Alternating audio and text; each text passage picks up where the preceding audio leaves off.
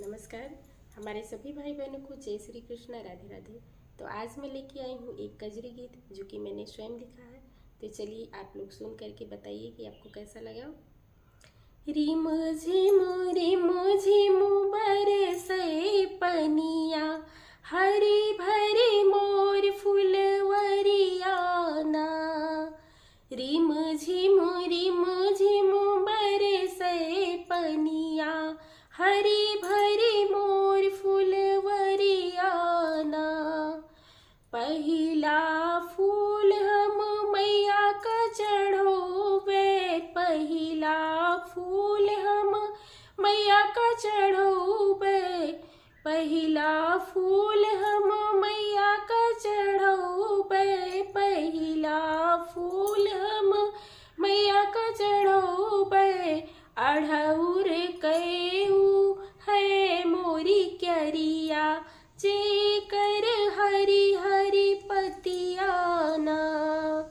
अढ़ौर कयू है मोरी क्यारिया, जेकर हरी हरी पतियाना। रिम झिम बरसे पनिया, हरी भरी मोर फुलवरियाना। रिम झिम बरसे पनिया, हरी भरी मोर फुलवरियाना। दूसरा फूल भोले बाबा का चढ़ोबे, दूसरा फूल भोले बाबा का चढ़ोबे। धतुर मादार चढ़े दिन रतिया, जेकर हरी हरी पतियाना।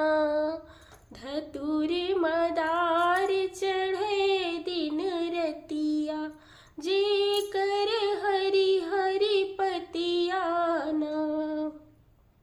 रिम झिम बरसे पनिया, मोरी हरी फुलवरियाना।